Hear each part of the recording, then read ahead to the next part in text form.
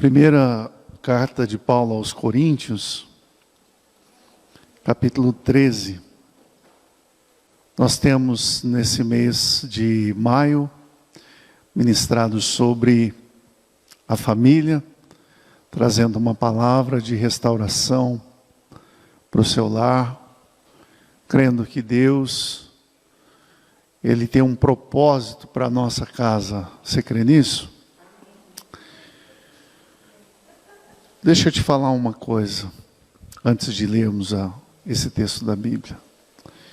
Eu não sei se você sabia, mas o seu lar, a sua família, é formada de pessoas imperfeitas. Eu não sei se você já descobriu isso, mas a começar por você mesmo, começar por mim, o nosso lar é feito de pessoas imperfeitas. E eu creio, meus irmãos, que famílias que permanecem juntas não são as famílias perfeitas, sem defeito. Não. As famílias que permanecem juntas são as famílias que são dotadas de algo especial. A capacidade de amar, de perdoar e recomeçar. Vou repetir. As famílias que permanecem juntas, que aprendem o caminho da alegria, do contentamento, da felicidade, não são famílias formadas por pessoas perfeitas, mas são famílias formadas por pessoas que aprenderam a amar, a perdoar e a recomeçar. Então fique tranquilo, fique tranquila. A sua família não precisa ser perfeita, porque mesmo se desejássemos isso, não iríamos conseguir. O que precisa haver dentro da nossa casa é a capacidade de amar, de perdoar e de recomeçar. Primeira carta aos Coríntios, capítulo 13, vai falar sobre o amor. E eu quero ler com você, nesse primeiro momento,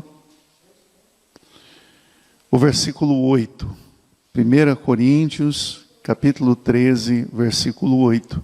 E aqui, meus irmãos, tem algo que eu demorei muito para entender o que significa, entender o que o apóstolo Paulo escreve aos Coríntios. E no versículo 8 ele diz: o amor jamais acaba. Você pode ler comigo? O amor jamais acaba. Mais uma vez. O amor jamais acaba. Continuo lendo o versículo que diz: mas havendo profecias, desaparecerão. Havendo línguas, cessarão. Havendo ciência, passará. Porque em parte conhecemos e em parte profetizamos. Havendo profecias, desaparecerão. Havendo línguas, cessarão. E havendo ciência, conhecimento, também passará. Convidar você para a gente orar mais uma vez e pedir para que o Espírito Santo ministre essa palavra ao nosso coração. Feche seus olhos, coloque seu coração diante de Deus. Pai, oramos agora e pedimos para que o Espírito Santo venha trazer, Senhor, sobre nós entendimento da palavra. Que o Espírito Santo ilumine a nossa mente, o nosso coração, para que sejamos, ó Deus, capazes de compreender, de absorver a palavra que é alimento para a nossa alma. Absorver, ó Deus, assimilar o ensinamento do Senhor, que há de trazer cura ao nosso coração, à nossa vida, em nome de Jesus. Amém.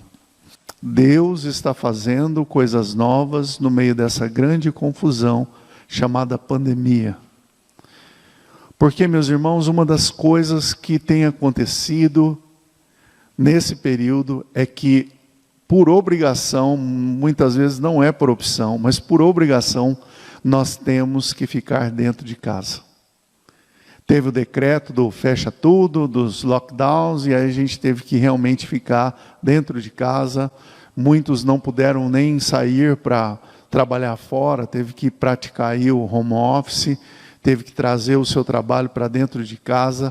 Você obrigatoriamente teve que passar mais tempo com a sua esposa. Obrigatoriamente você teve que passar mais tempo com o seu marido.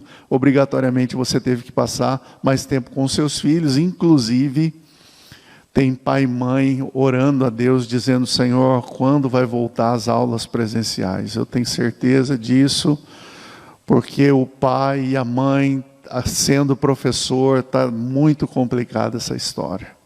É o computador que não conecta na internet, é o celular que acaba a bateria, vira uma confusão sem tamanho. E aí aquela molecada animada para estudar, vocês imaginam a confusão que fica. Hoje pela manhã, o nosso irmão Paulo, ele estava ministrando sobre a importância, a família como instituição divina, ou seja, como o propósito de Deus, um sonho de Deus que se tornou realidade. É uma vontade de Deus que veio para ficar, que veio fazer parte da nossa vida. E uma das coisas que ele estava ministrando que me chamou muita atenção foi quando ele disse: a família vem antes do Estado e a família vem antes da igreja. Isso me chamou muita atenção, porque de fato é verdade.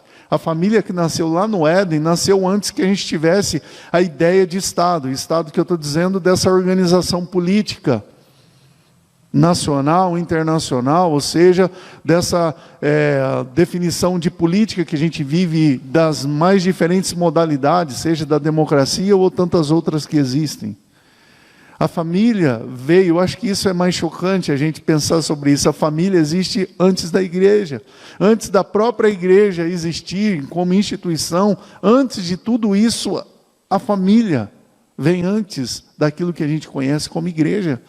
E aí, meus irmãos, eu começo a pensar sobre algo muito importante que eu acho que vale a pena a gente, nesse princípio de ministração, compartilhar com vocês.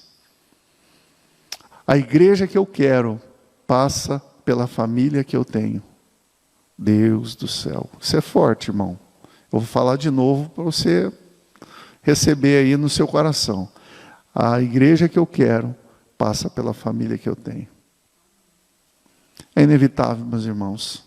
Eu sei que você muitas vezes tem uma expectativa de igreja, mas a nossa igreja, ela vai ser muito parecida com a nossa casa, com a nossa família. Os relacionamentos que eu desenvolvo na igreja vai ser muito parecido com os relacionamentos que eu desenvolvo dentro do meu lar. Porque, meus irmãos, nós não podemos dar daquilo que nós não temos. Nós vamos ofertar daquilo que nós recebemos e aquilo que nós nutrimos todos os dias. E aí é que está, meus irmãos, o grande desafio de viver a igreja, de ser discípulo de Jesus. Porque ser igreja e viver como discípulos de Jesus, existe algo prévio, ou seja, existe algo que vem antes, que é a minha vida com Deus lá no secreto, que é o meu relacionamento com o Senhor. E o meu relacionamento com Deus, ele precisa ser expandido dentro do meu lar. Se eu oro na igreja, eu oro na minha casa, meus irmãos. Se eu recebo a palavra de Deus na igreja, eu preciso fazer com que a palavra de Deus se torne real dentro da minha própria casa, dentro do meu lar. E uma das coisas que eu tenho aprendido, presbítero Renato, algo que tem tocado muito meu coração, é que quando nós lemos a palavra, quando nós recebemos a palavra através de um sermão, nós precisamos entender que essa palavra que eu estou recebendo, ela na verdade é uma semente que eu recebo para que germine no meu coração, para que produza fé dentro de mim, mas também é uma semente que eu semeio.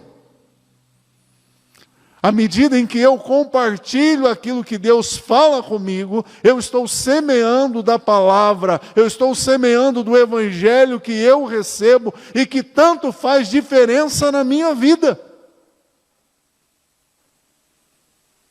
Receber a palavra é se comprometer em viver e compartilhar esta palavra. A palavra, ela tem que ser recebida como semente.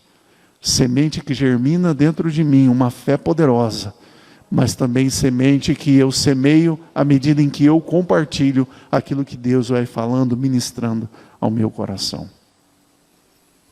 Um relacionamento sem conflito, pelo contrário, existe muitos conflitos, mas o que une um casal é algo que nós lemos aqui nesse texto, e talvez eu acho que é o que nós precisamos entender hoje. A palavra que nós lemos aqui, que no grego é chamada de agapau ou HP, depende da conjugação desse verbo. E esse ágape que nós lemos aqui no texto de Coríntios, capítulo 13, não é simplesmente um amor baseado num sentimento, numa afeição. Esse amor que nós lemos aqui em 1 Coríntios capítulo 13 é um amor demonstrável. Porque esse amor de Coríntios 13 não é um amor platônico.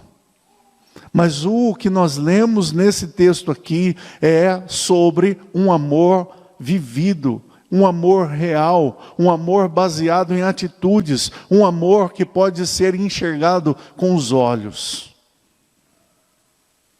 Um amor que pode ser experimentado na prática. Um amor que vai além das palavras. Um amor que vai além dos sentimentos. Um amor que vai além do carinho. Um amor que vai além de tudo aquilo que a gente imagina que seja amor. Porque, meus irmãos, nós estamos assistindo muita série da Netflix.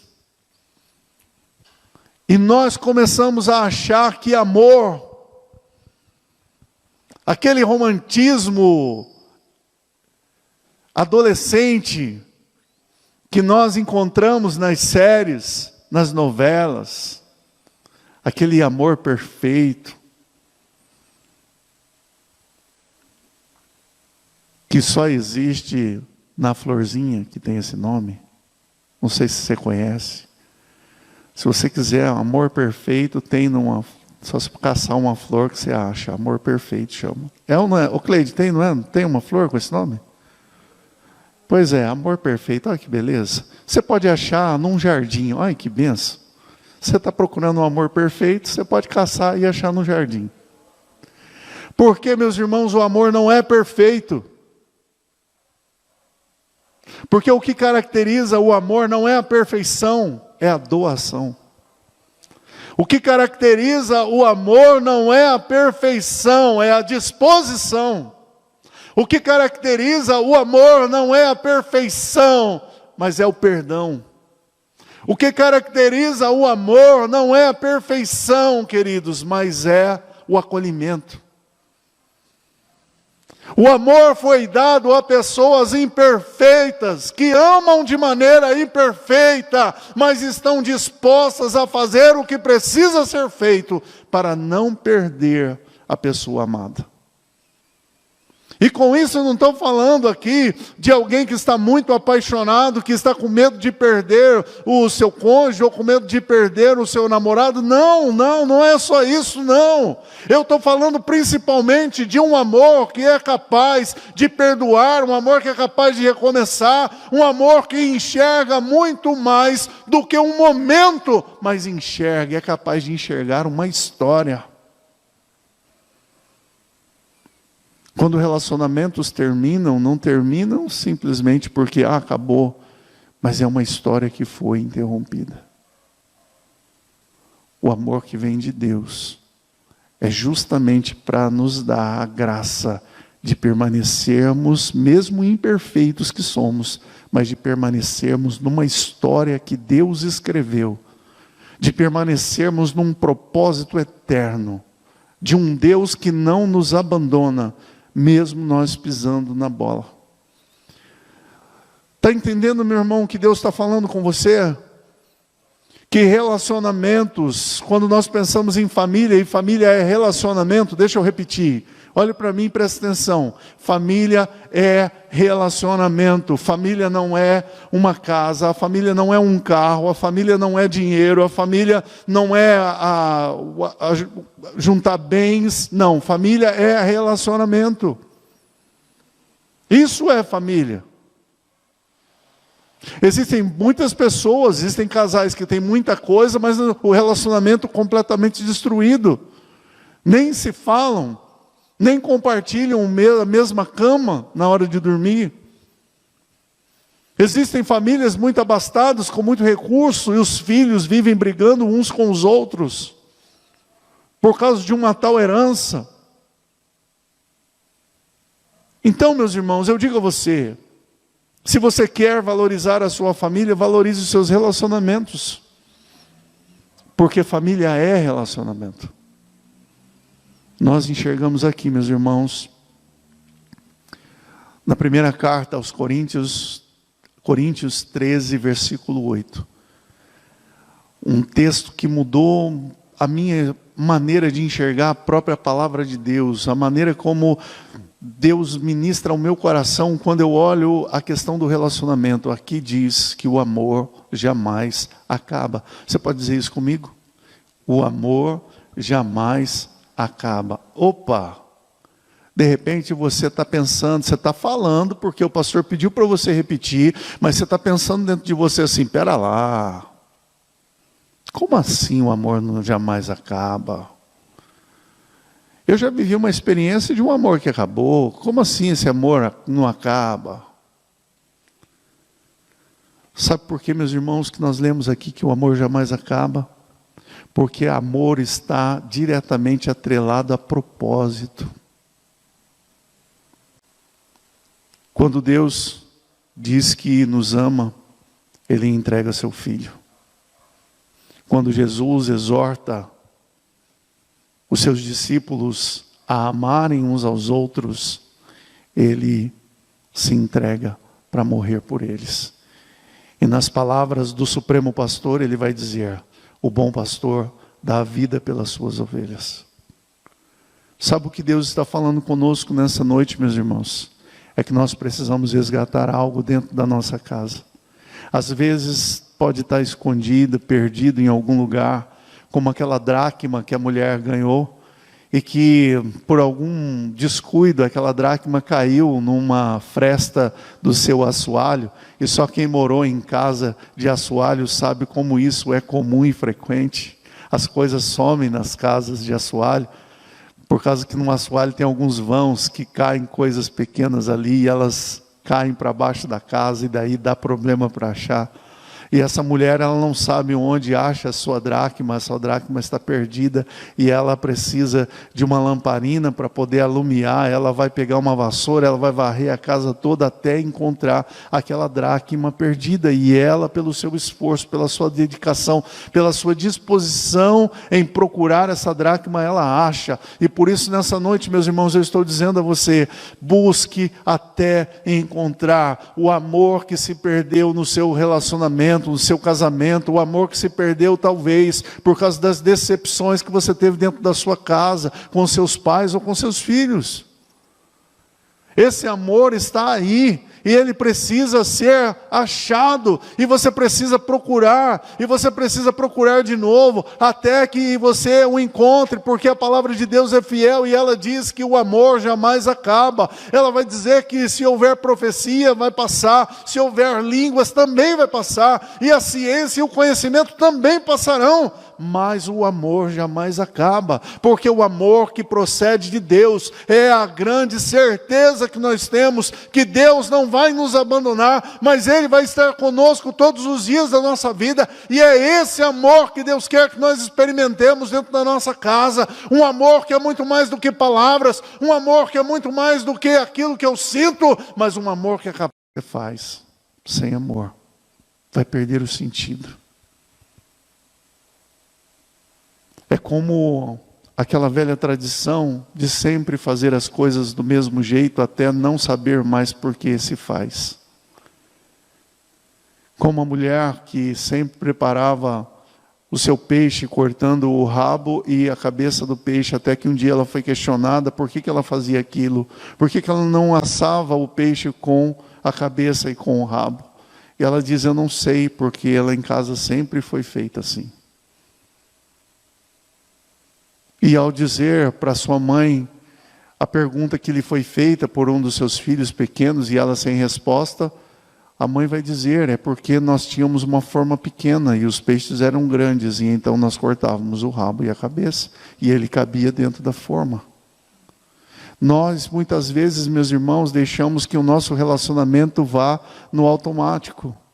Então você sempre faz as mesmas coisas do mesmo jeito, sem se perguntar se está valendo a pena ou não, porque se não está valendo a pena, a gente precisa mudar para fazer valer a pena. Para fazer valer a pena. Quanto tempo faz que você está casado? Faça valer a pena. Quanto tempo faz? Quantos anos tem os seus filhos? Faça valer a pena. Seus relacionamentos, faça valer a pena. Porque senão, meus irmãos, estamos perdendo um tempo valioso, um tempo precioso. E com isso não estou dizendo para ninguém fugir de casa, pelo amor de Deus. Eu simplesmente estou dizendo, faça valer a pena.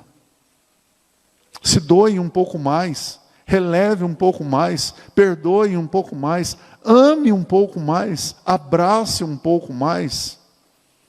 Gaste um pouquinho mais de tempo em casa.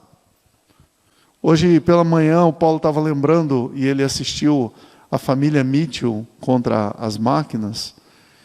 E é algo assustador o que aquela família vive, porque eles não conseguem parar 10 segundos para ficar um olhando para o outro. Porque eles estão tão viciados no celular e nas atividades eletrônicas que eles não conseguem olhar um nos olhos do outro mais. Para, irmãos, um pouquinho, deixa o seu celular de lado, deixa o seu Instagram, silencia o seu WhatsApp, desinstala seu Facebook uma semana, não sei, faz alguma coisa, irmão. Deixa o YouTube, os vídeos vão continuar lá. Não sei se você sabia disso, os vídeos continuam lá. Não precisa ter esse desespero todo para assistir aqueles vídeos, eles vão continuar lá. Então fica tranquilo. Porque no meio de tudo isso, meus irmãos, nós estamos perdendo o que realmente vale a pena. E o que vale a pena são vocês. O que vale a pena são os seus relacionamentos. O que vale a pena é a sua família. Então, meus amados, o amor jamais acaba. Procure até encontrar. Faça valer a pena. Faça valer a pena.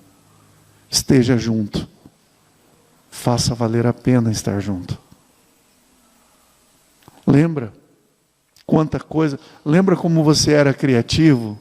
Vou falar aqui com quem está, de repente, casado há mais tempo, aí vai saber melhor o que eu estou falando. Quando a gente está namorando, a gente é super criativo, gente, é sério. A gente pensa 1000 coisas. A gente prepara uma refeição diferente, a gente prepara uma surpresa. A gente compra até chocolate importado. É verdade. Aquele trocadinho que você tem para comprar uma coisa só, você fala assim, eu vou comprar para dar de presente. É, coisa linda isso. Passado algum tempo de casado, meu Deus, só tem uma maçã na geladeira. Se comer, morte, certo? Não, certeza. Confusão já está decretada, a guerra. O que eu digo a você, meu irmão, você precisa abrir os seus olhos para enxergar de que você não vive sozinho, de que existem várias pessoas ao seu redor, e que elas são tão importantes quanto você. O amor jamais acaba.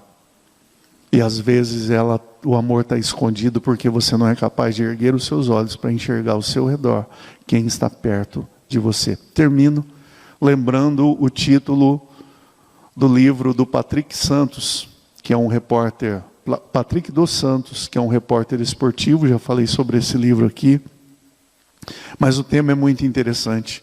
O livro se chama 45 do Primeiro Tempo, que é uma experiência que ele conta de um ano sabático que ele tirou, no momento em que ele estava passando por uma crise existencial. As coisas estavam indo bem, a agenda cheia, muito trabalho, as coisas estavam indo bem, mas ele não se sentia bem. Às vezes as coisas não vão tão bem, mas a gente está se sentindo bem, isso é legal. Mas às vezes as coisas estão indo bem, mas você não está bem. E era o caso dele naquele momento. E então ele para um pouco e para começar a refazer e repensar a sua vida e a sua história. E esse livro é fruto dessa experiência, desse ano sabático que ele tirou, para repensar a sua vida, de como seria os próximos anos da vida dele. Inclusive o livro tem a ver com a idade também, os 40 anos, 45 anos que ele estava vivendo naquele momento. E ele diz que o que motivou ele a colocar esse título de 45 minutos do primeiro tempo foi que partidas podem ser mudadas, resultados podem ser mudados quando o técnico no intervalo faz as mudanças corretas e o time então que volta para o campo para disputar a segunda etapa, ele é renovado, é reorganizado e então pode alcançar o seu objetivo, que é vencer aquela partida. Meus irmãos, eu tomo essa ilustração para dizer a você o seguinte: pare um pouco, pense um pouco sobre como está a sua vida, vê se ela tem valido a pena, porque ainda há tempo de recomeçar, há tempo de retomar o que foi perdido, há tempo de restaurar o que você precisa restaurar. Há relacionamentos que precisam ser restaurados e podem ser restaurados. A boa notícia é essa: podem ser restaurados. No dia, na semana, mais propriamente dito isso, na semana em que meu pai morreu, eu estava pensando sobre algumas coisas que eu gostaria de conversar com ele. No domingo, à noite, quando cheguei em casa, eu disse para a Vivian: eu vou visitar meu pai e eu quero conversar com ele. E eu quero perguntar para ele algumas coisas e quero dizer a ele algumas coisas. E eu queria dizer algo, meu pai, que eu queria dizer a ele da minha gratidão por ele ter me escolhido, por ele ter optado em cuidar de mim. Meu pai não era meu pai biológico, mas era o único pai que eu tinha. E eu me sentia na responsabilidade de dizer para ele que eu tinha gratidão em saber que ele, que não precisava ter me acolhido, que ele não precisava ter tido essa atitude, mas ele, por livre e espontânea vontade, teve. E então eu falei isso para a Vivian no domingo, às 11 horas da manhã, na segunda-feira. A minha irmã me liga chorando. E ela disse: Alex, o pai morreu.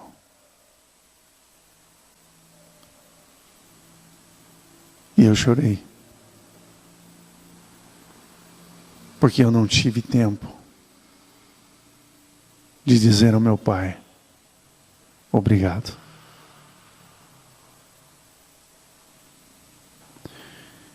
Existiam outras coisas que eu gostaria de ter perguntado a ele.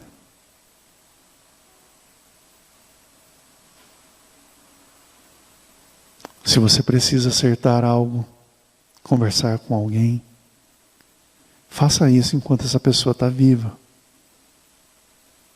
Porque depois não vai dar tempo mais. E há muitas respostas que vão ficar, há muitas perguntas que vão ficar sem respostas.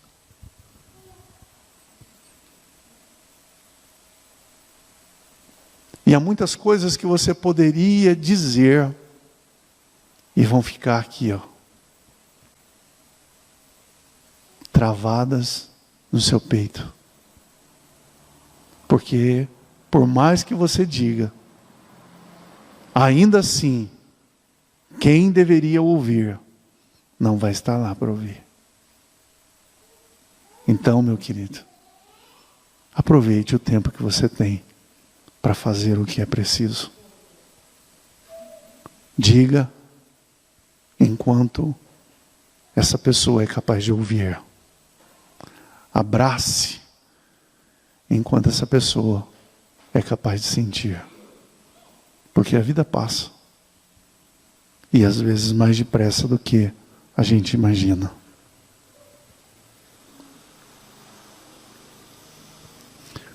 Esses dias, o Juninho estava chateado. O Juninho fez 9 anos. E ele disse: pai, eu tenho bigode. Mas ele estava chateado com aquele negócio, porque tipo, eu sou uma criança, como é que eu tenho bigode?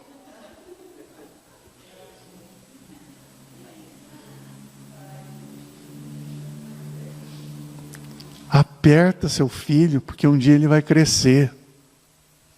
E ele vai ficar longe.